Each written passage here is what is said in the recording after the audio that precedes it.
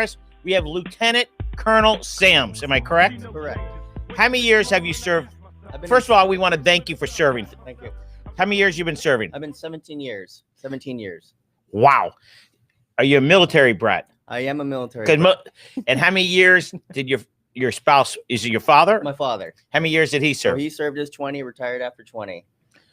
Wow. And so when is he still here? Is he here? Yes, he lives in Melbourne, right near Patrick, where we grew up. you're gonna look in the middle camera. Okay. While you're talking, He's going to be eating your lunch. Smoke and Spice. Smoke and Spice. Smoke and Spice sponsored today's, and they are incredible. We'll talk about a little bit later about it, but they're in While Homestead. you're eating. They do catering all over. Mm-hmm. So let's continue with you, Lieutenant Colonel. Question I always wonder, why is it Lieutenant Colonel? How do you get to Colonel? So tell us, how do you get to Colonel? And is it a pay increase? As with any raise and a higher rank, there's always a pay increase. That's what you look for. With regard to any rank, there's always some time in service that's involved. You have to be in that certain rank for a certain amount of time. There's also some professional military education that you have to accomplish. Some things look good on your record. You have to get stratted within the wing to say, the wing commanders will say you're the best of the best. So there's a lot of factors that play into getting an actual promotion to the next step. So it's like that with every rank. And let me ask you, Go ahead. You're going because to. the promotion, with the promotion, and I'm probably asking more active duty than reservist, is there almost always a move that's involved or not necessarily? Not necessarily. Well, with an active duty, yeah, there is. Almost always. Typically, you always move to a different base just to get that experience. So different breadth of leadership in the different areas. With reservists, it's a little bit different. You might get promoted to an area, you stay there for quite some time, but that's the benefits of the reserve. Things are changing where they want to bring in a different set of eyes. So in order for you to progress, sometimes there's more opportunities to go to different places. Nice. Talk to us, if you wouldn't mind, a little bit about, I'm just going to jump right in, okay? You're going to. Your mouthful. Is talk about your journey. So you were raised what you call a military brat. I got a funny feeling. Most of the kids I've met were raised in the military are not brats, by the way. They put up with a lot. Where did it come with that? I don't know. I don't know. I'm not in the military. Were you hearing that for Maybe decades I was now? A brat. Maybe my parents thought that. But no, I was spoiled, that's for sure. But I doubt it. Not when you're in the military. Yeah. So you come from a military family. Yes. Where did your career start? So obviously, I wanted to follow footsteps of my father. However, he was enlisted, retired as a master sergeant, and he said, well, if you're going to join the military, you're going to be an officer. So you're going to be in charge of people. So he made sure that I went to college. I got commissioned through the University of Central Florida, the ROTC program there. Once I graduated, I lucked out. My very first base was Ramstein, Germany. So a 23-year-old going to overseas to be in charge of about 30 people in Germany. I was there for about 2 years because as a young officer, your term's probably about 2 years typically. After that, I got sent to Minot, North Dakota. Where? Oh, bless you. Minot, North Dakota. Is that part of the United States? So it went from close great enough to Canada. It's almost Canada. So little nippy up there. This how time of far year. is it from Canada? it was maybe about an hour drive, I believe. It's not too far. How big was the town? So the town, I think the population they said when I was there was roughly about 22,000 people. 11,000 of that was military members. So half of the town was because of the base there. What's the name of that base? Minot. Minot. Minot Air Force Base. Okay. So yeah. And so what were you doing when you were there? Well, when I was active duty, I was munitions maintenance in that career field. Ammo, as most military members know it. So I was in charge of the bombs, bullets, anything that goes boom. I was accountable for that. Wow. So you have all 10 fingers, 10 toes, I and all. do. That's Lucked great out. to hear. Great to know. Yes. No, it was interesting. They're a different breed of folks, but you have to be with that mindset and the ordinance that they work with. It's very interesting, but I learned a lot and a great set of people. Work hard, play hard too. Though. Yeah, that's good. And then after that, what was your next transition? So once I was at Minot, they started this reduction in force. So unfortunately, the Air Force was letting about 40,000 officers go. They started with my year group of when I graduated college, and they were cutting my career field for about 52%. Wow. So me being the new guy, unfortunately, I didn't make the cut. But I saw that as the opportunity to go back to Germany because I loved it. Young and dumb then. I tried to get one of those. Young and dumb. Yeah, I like. Yeah. I definitely. What happens when you're old and dumb? You know, Right. It doesn't sound as cool. No, I tried to get a civilian job on base, thinking I had veterans preference, but some of the civilian jobs are a little bit difficult to get in. Took time to find myself, came back 2007. I went to a reserve recruiter, said I never really wanted to take off the uniform. They said, well, we don't have the munitions maintenance career field opening for you in Florida, but we have security forces. So if you want to be a police officer, we got one down at Homestead. And then I was like, well, let's be cops. So I've been here since 2007. Ever since then, it's been great. So security forces is kind of the equivalent to military police. Yes, that's what most civilians would recognize security forces as. They say, oh, you're military police, you're an MP. It's like, well, it's MP is an right? Army term, but yeah, security forces is the Air Force police. I have to go back. I had a pulled pork sandwich. Now I'm on pulled chicken. I hope that you're enjoying that. It's not offending us at all, by the way, Grant. You just enjoy it. I'm glad you have your napkin in your lap. Oh, no, this is his T-shirt. I have a shirt. He's using it as a napkin, Olga, after all this work.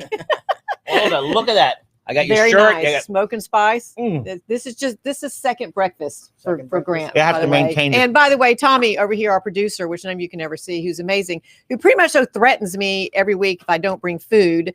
So there should be some leftovers for next week too, as well. Oh, so, okay. Okay. So because barbecue is great as leftovers, by the way. Great. Tell us the duties of your department and how many people in your department. So I have roughly about 180 individuals. So we have essentially two mission sets. I have the traditional reserve side, my TRs, and their job. What's TR? Traditional reservists. Okay. So they're the ones that come to 1 week at a month, 2 weeks out of the year. Their job is to train to deploy. So while in that deployed location, they're the police of the base. They secure the base and keep everybody safe. Similarly, back home on home station, I have my AGRs, active guard and reserve members, and also DAF, civilian police officers, so Department of Air Force civilian police officers. So we're essentially the police of the base. We're the first people you see once you come on to the installation, but it's more than that. We also do the investigation. Say you have a minor fender bender on the base. My folks are the ones that will do the accident report that you can use for your insurance purposes.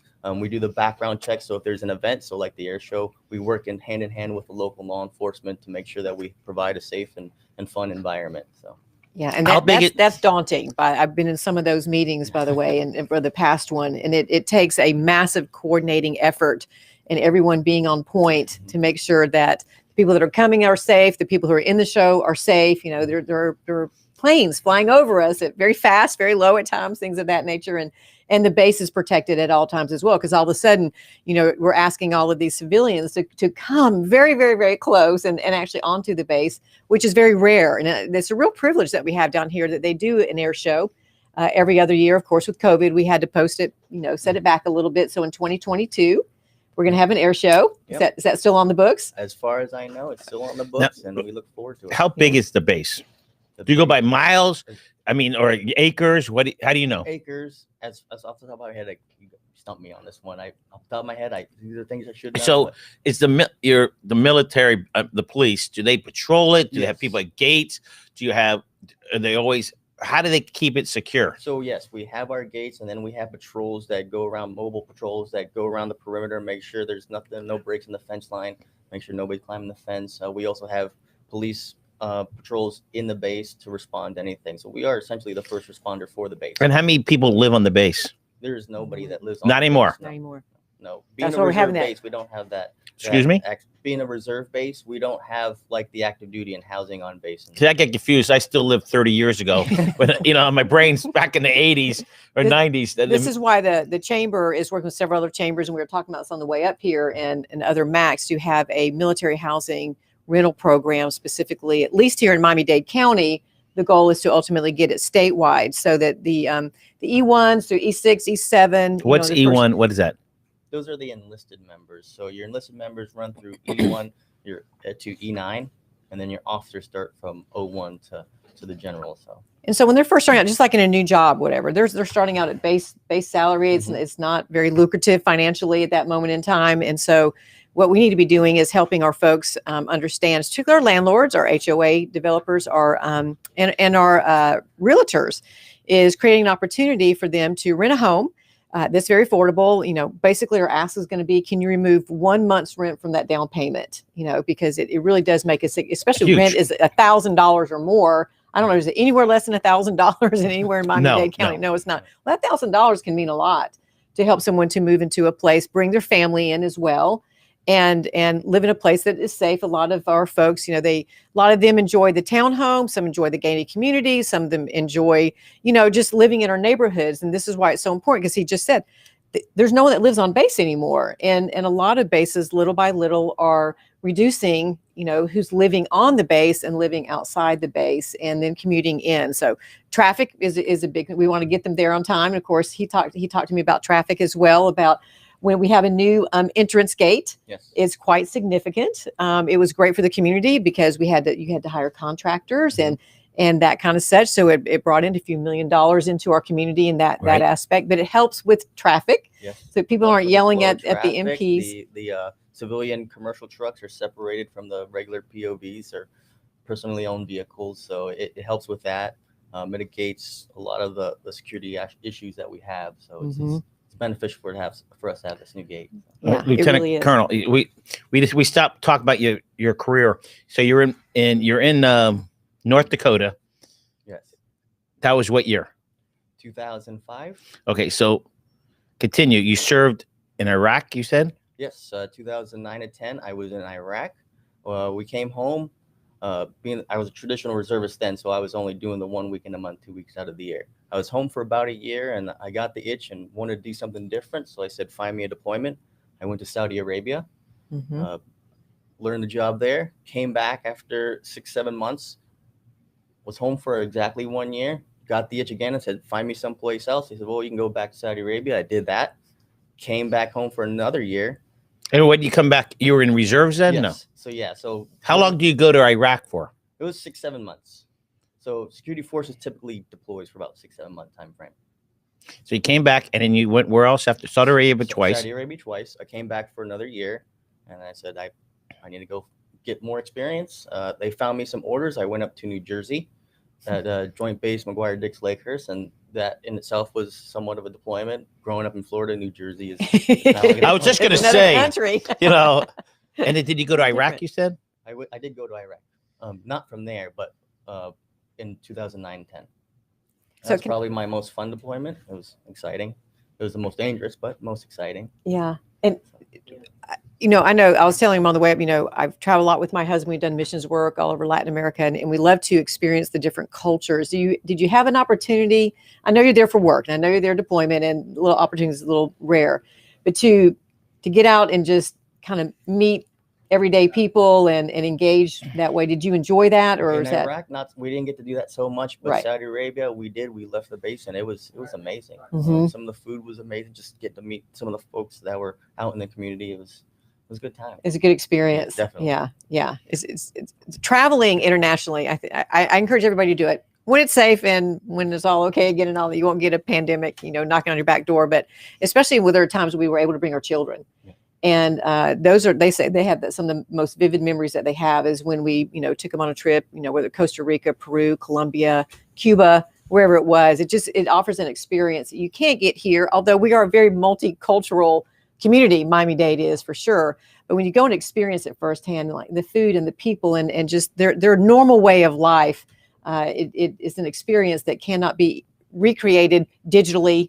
You can watch a show, Discovery Plus, those kind of things, but it's really awesome opportunities that the military can offer and travel as well.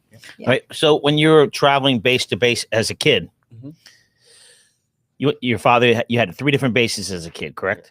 So I was born in the Philippines on Clark Air Force Base. My father then got stationed to Patrick in Melbourne, where I grew up. He got then orders to Hickam Air Force Base, Hawaii. I mean, how old were you at each base? So we moved 82. I was 2 years old to Patrick. 88, 8 years old to Hawaii to 92. Once he retired in 92, we moved back to Patrick. Okay, so do you have any experience as a kid? As a kid. At any of those bases? A funny story. Like you got arrested or something. No, don't tell that. Get arrested then. I was enjoying my time in Hawaii. I love Hawaii. Funny stories. Was it the main island?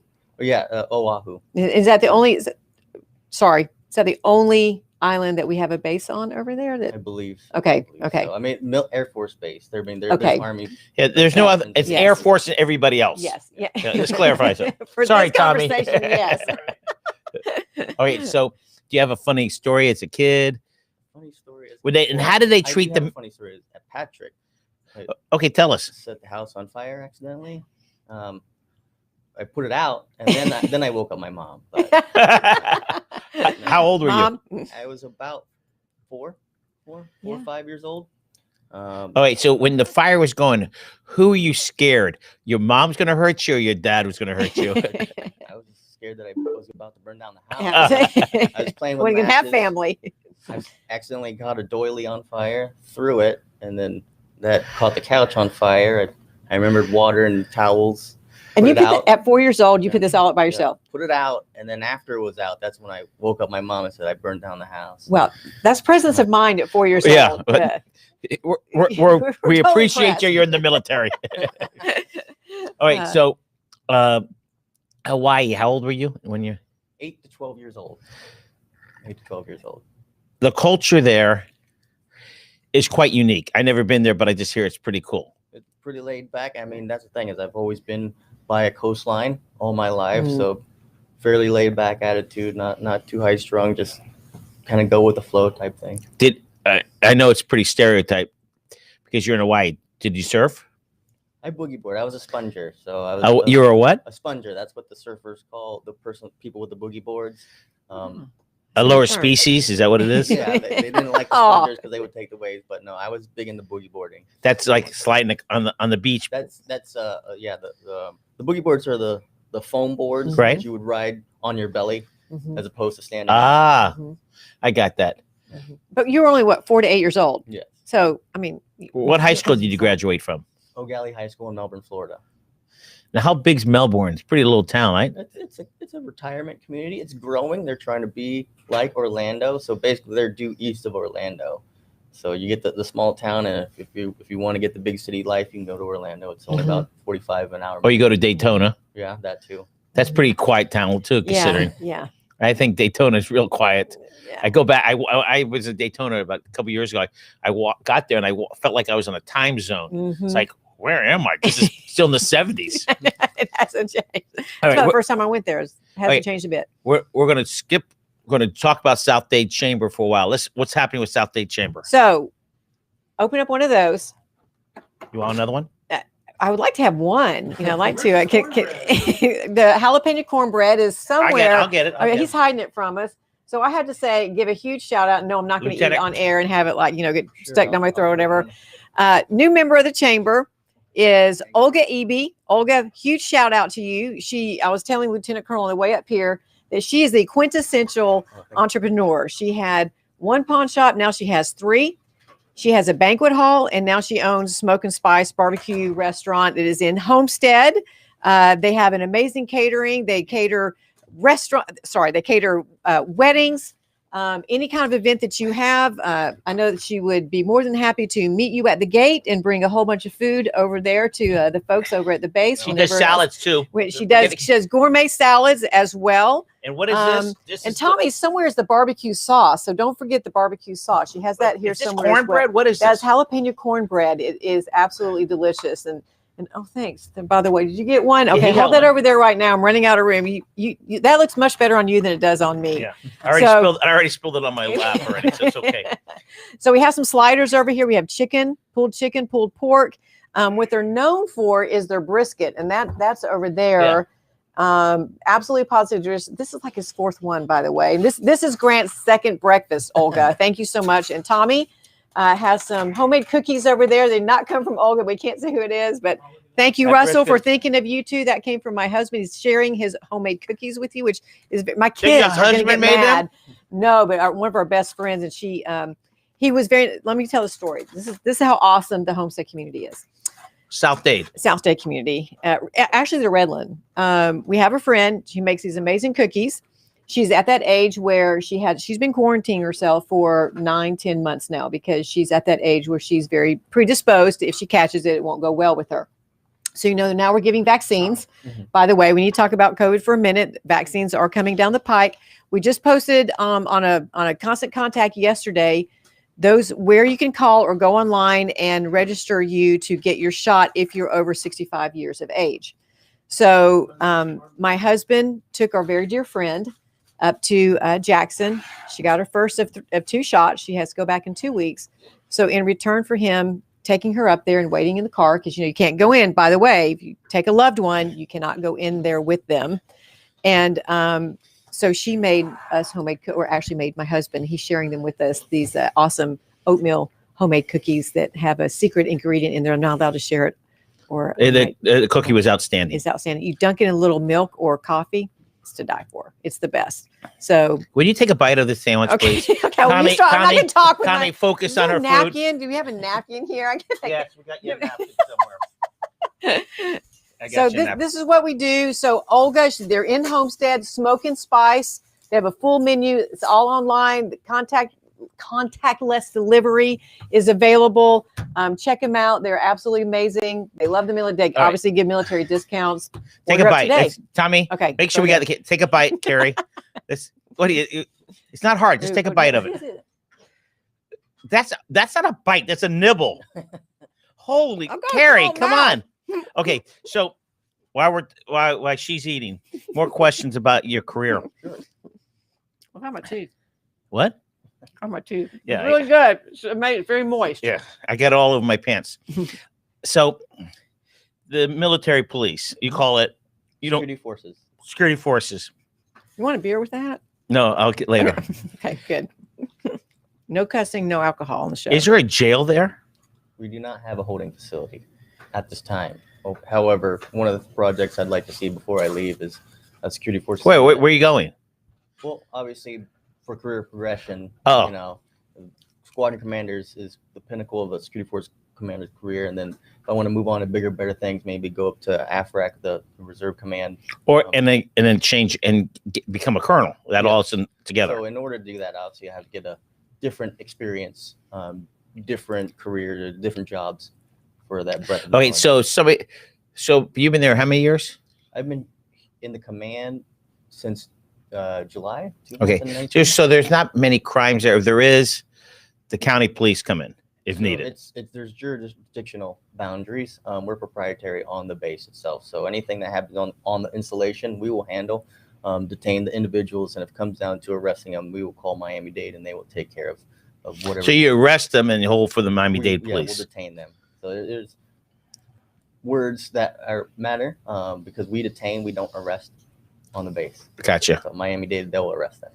But your office also oversees like passes, getting onto the base. That's another very key thing, background checks and things of that nature. Any event that happens on the base that has to go through us because we have to make sure that we vet the people, make sure they have the good standing that can come on the base because there's a lot of regulations that say that who can and cannot come on the base. Yeah. So and sometimes we have special guests, some highly elected officials who run our nation who have to come down here to Miami. Has there been some of those types of people? Yeah, there's been plenty of support that we've had to provide. Mm-hmm. I mean, we work closely with whatever Secret Service or law enforcement agency that's predominantly required to provide that security. We will work with them. And like if the president came in, he doesn't fly into Homestead. He flies into Opelika. Is it Opelika or Miami International he flies into? We've had presidents fly into the Homestead Air Reserve Base. Mm-hmm. In fact, I got off the base and I was like, something's going on. I could just tell a lot of movement, a lot of traffic leaving, and I left. And it was like 2 minutes after I left, and of course they have to, close everything down, right, and allow him to land and provide the security that he needs. So I was very happy I was not stuck on there for the next 2.5 hours. So I call them VIPs, where they're elected officials. Have you met any of them? I don't need to know names. Are they friendly? Personally, I haven't. The people that get the most interaction are my airmen and DAF officers that are actually working security. I'm more of the headpiece that kind of coordinates everything and says, hey, you're not on the front line. You got your people on the front line.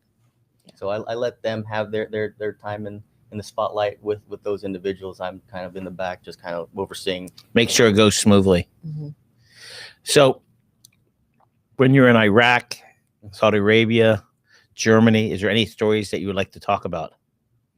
I got to punch an army guy in Iraq. I mean, that was important. Oh, did you hear that over there, Mr. Army was man? Was that at a bar? No bar. we had a smoker exhibition boxing match in Iraq, and It was Air Force versus Army, and I got to do that. You got to compete. Yes. What weight? I fought, that was a catch weight. It was 140. And what do you weigh now? Wow, we are getting very personal here. Right now, I'm the heaviest. Do not ask me that question. I weigh 170. That's not bad. How many years ago was that?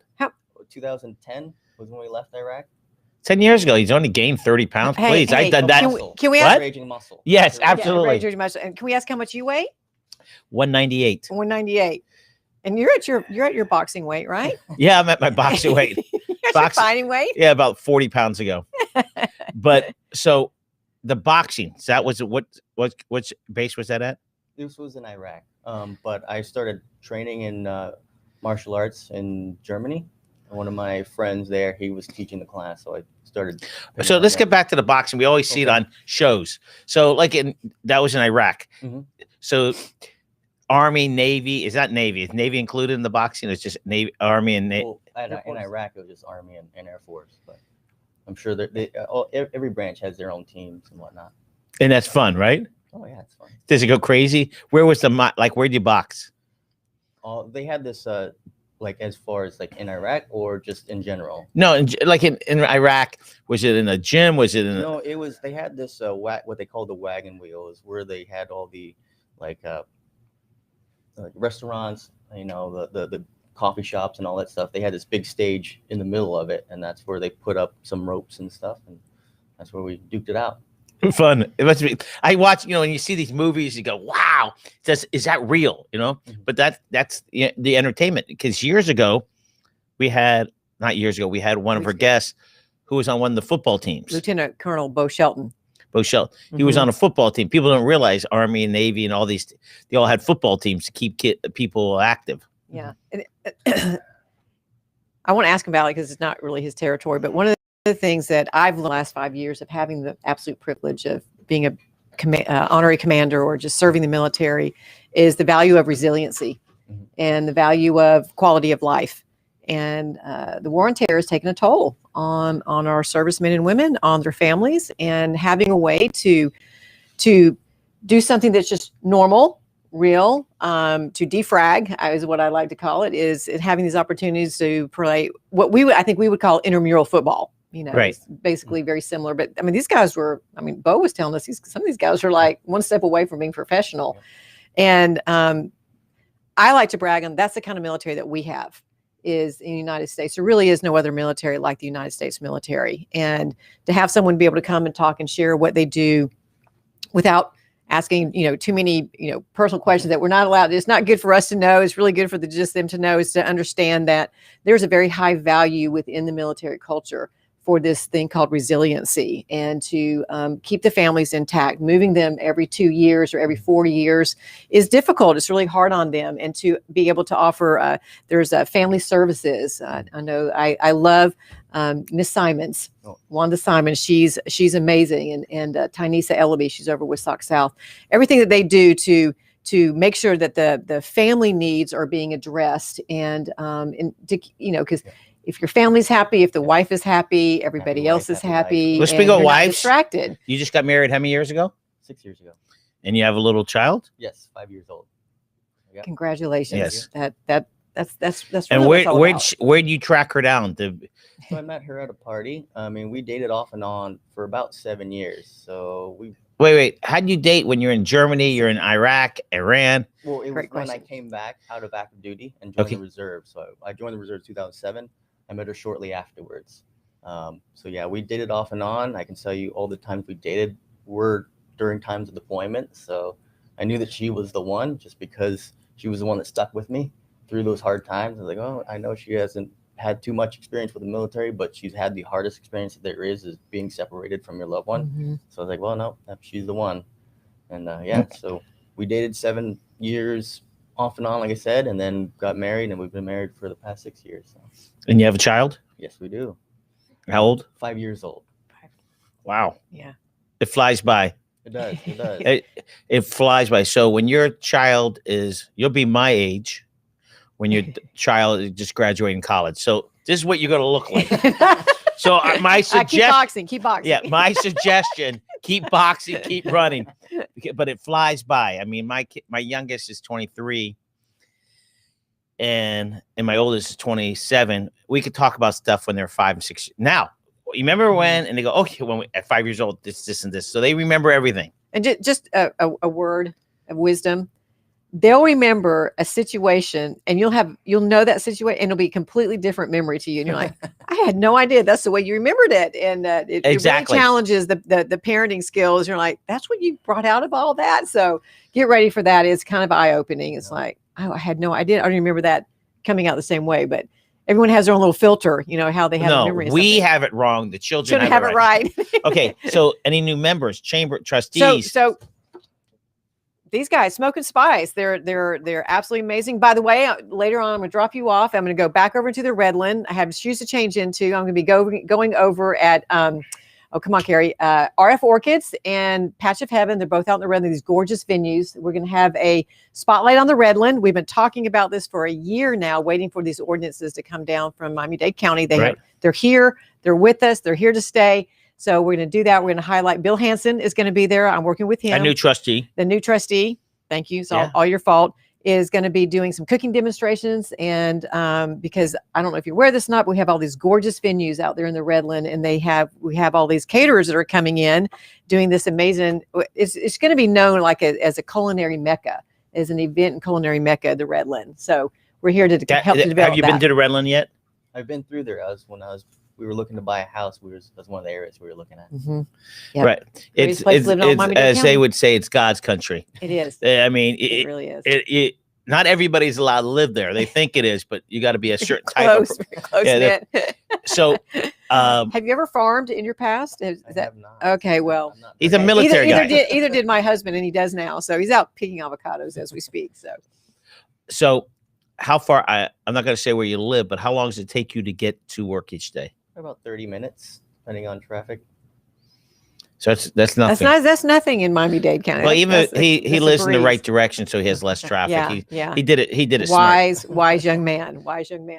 So, all right, trustees, memberships. Talk about what else South Dade Chamber. So don't forget also the one-share program that we have. We're putting together more webinars in Spanish as well, because it is a great opportunity. Remember, we talk about offering a health sharing program.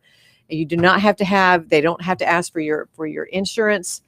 For your Social Security number. We provide all different kinds of programs. It is a fascinating opportunity. It's for our whole entire community. Yes, you get a special discount if you're a member of the chamber, but we want our whole entire community to know about it. We want our business owners to know about it. We want our business owners to be offering an insurance opportunity for their employees. This is one of the ways in which they offer a more competitive opportunity than their counterpart in that particular area. So that's happening. A lot is going on with PPP. You don't have to know much about this, but for everybody else, we sent some major announcements about the newest stimulus package. It came out officially yesterday. We're putting together some webinars with SBA, and we're going to do those webinars in Spanish as well. The really cool thing about this current stimulus package that they didn't have with the first one is those folks, Tommy, who had live production businesses, who couldn't have their live productions, i.e. production businesses, even caterers, photographers, our venues out there in the Redland who couldn't have, and all over Miami-Dade County, have been able to have their events. There's actually grant monies available for them, not just PPP. And my understanding is in certain areas, you can actually qualify for both grant money and for the PPP money. This is huge for these folks who really, really, really struggled in order to find ways to bring revenues in when you can't have live events. So we're going to be doing a webinar on that as well. More to come. We'll talk about that more at our Spotlight on the Redland as well, because it hits a large portion of our members who have venues out in the Redland. They haven't been able to do. They just started doing weddings. Most people in the corporate world are still not doing our events like we normally do. So we got to help them out as well. So really exciting stuff.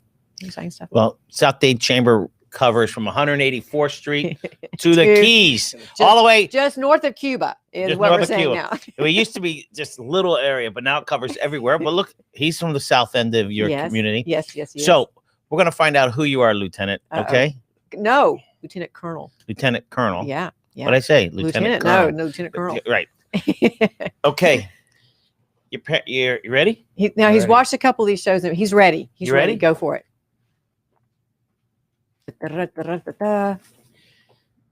Your wife's birthday. June 30th. Oh, he knows it. Your child's. March 18th. Your parents. Parents, my dad's is the day before mine, November 6th. Oh, that's Nice, Your mom? nice. My mom's October 18th. In-laws. Do you have any in-laws? In-laws, September 10th is mother-in-law, and May 24th. That's good. You got any brothers or Best. sisters?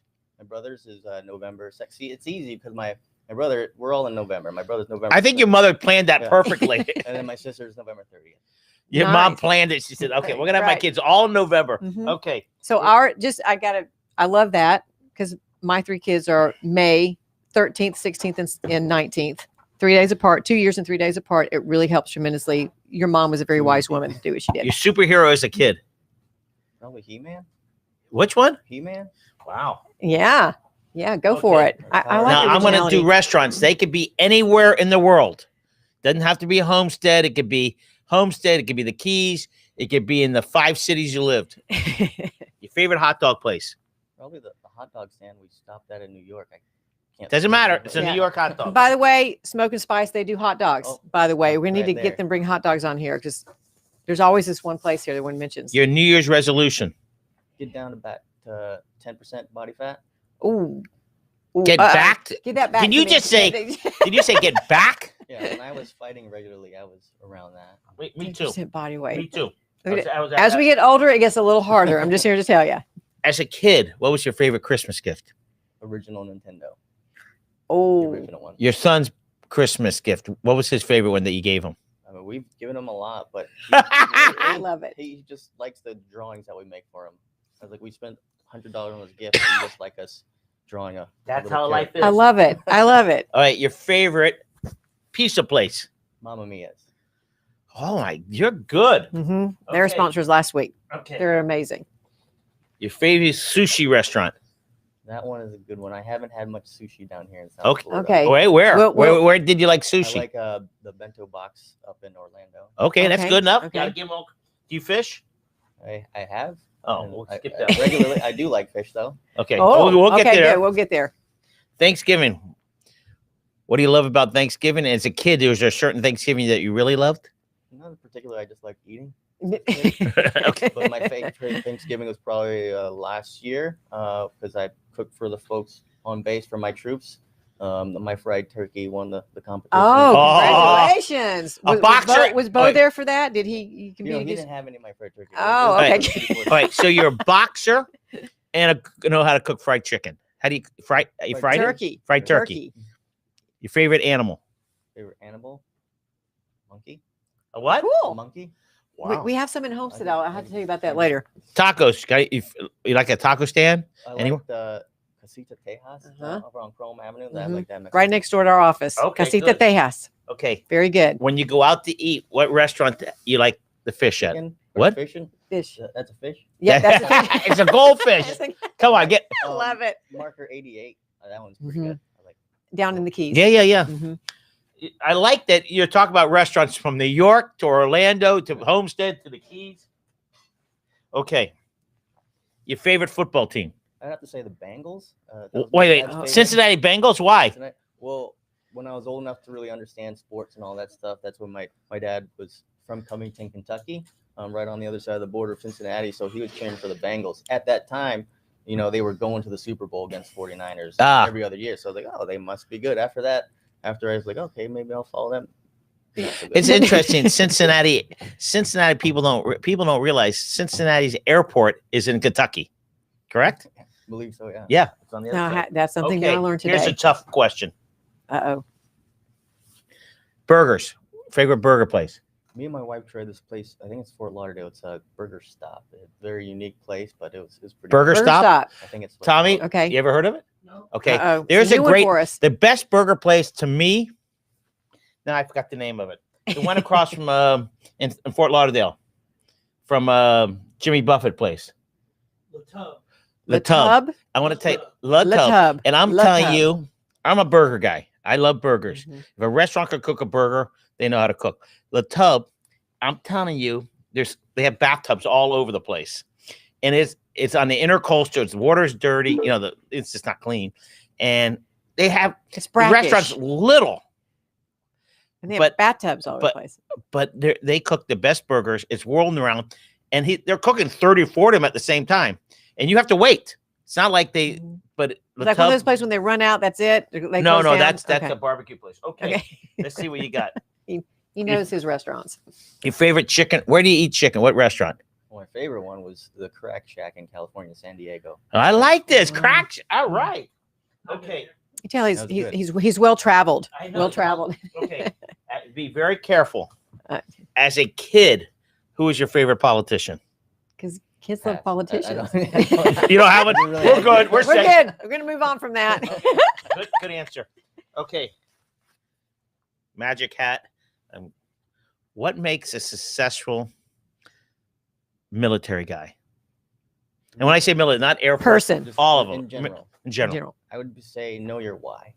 Know your what? Know your why. Know your purpose of why you're doing things. Because there's going to be difficult times. There's going to be times that you miss home and all that stuff. But as long as you know why you're doing it, that's going to give you strength and the drive to accomplish whatever you want to do. Brilliant Just answer. knowing your why. I mean, I think I've been listening to Tony Robbins a lot lately, and his outcome, purpose, action. Everybody knows what their outcome is, but then if you really know your purpose of why you're doing something, that's what's going to drive you over the edge to find what you were looking for and get that success there. I'm still in my head thinking 10% body fat. I know why. He knows why. And you know why? Hey, I have a South Dade shout out. Okay, good. Let's hear it. You may have heard of this person. Her name is Sharon Peterson Gold. Who's that? What do you mean, who's that? I know who she is. I know who you know. She actually introduced us. Do you remember that? Yeah. So I Hello, know that Sharon. It's good to hear from you. I hope you're enjoying your new life. They moved out of Miami-Dade. Where'd they move to? They moved up to like Central Florida. Forget it. Who cares about her? They retire. They move away. Who cares about her? But I known her. I'm 64. I think I known them. Both her brothers and I played. She's a military brat. Her father was, I think, the Air Force. And her brothers, everybody. Her brother's in the military. The other one was in the military, and it was FBI or Secret Service. I don't know, whatever. DEA. DEA. So we played football together in 1964 or 65. We were 8 years old. So, but they lived 2 houses away. I call it 2 houses, 1 block, but you cut through yards back then. So I had a little crazy little German Shepherd who was very aggressive. So their dog was in heat. They live at Lady Lake now. Okay. So their dog was in heat. So one morning they woke start up. Blushing. Yeah. My dog ripped through all their screens. It was on one of their beds in the morning, sitting there like, I just accomplished a lot with your dog. And my dog was in their house. So it's a true story. He always looks for a way to make me blush, Tommy. But they're great people. They are absolutely wonderful. Yeah. Her and Corey. Corey's the one who got me into the MAC, our South Dade Chamber Military Affairs Committee. He's the one who interviewed me. By the way, he was at Homestead Hospital. Did a lot of Homestead Hospitals. Very engaged with helping the military and that kind of thing, and offering volunteers. And just a great couple, power couple. Now they're retired, and I hope you're having fun traveling all over the state and nation in their RV. They have a blast doing it. Go to all these awesome parks. In an RV. In an RV. Yep. Okay. Yep. I don't know if I could do that. I know, but they're amazing. Again, we want to thank you for your service and all your friends that you work with. Thank them, because it's truly an honor what you guys do. And every day I see a military guy, and the older I get, the more I appreciate them. So you guys do great work. So close us out, Kerry. South Dade shout out. What's our slogan? Shop, drink, dine, local. I have to tell you this. Every other organization is shop, dine, eat, but theirs is drink. So because we have a lot of stands that have these awesome shakes and smoothies and those kinds of things, and we have Schnebley's winery and brew house, and South Dade is in the most unique area compared to everybody. You're really in the center of 2 national parks. Speak about national parks. Yeah. Very sad what happened at Stillsville. Yeah. You knew that one of the homes burnt down. Yeah. There was 7 or 6 of them, one of them burnt. Yeah. And they can't replace it. I know. No, once it's gone, it's gone. So it's that's part of Miami. But you happen to be right at the edge of both national parks, the Everglades and the Biscayne Bay. And we love South Florida. We're blessed, and because of people like you, Yes. our country's safe. Yes.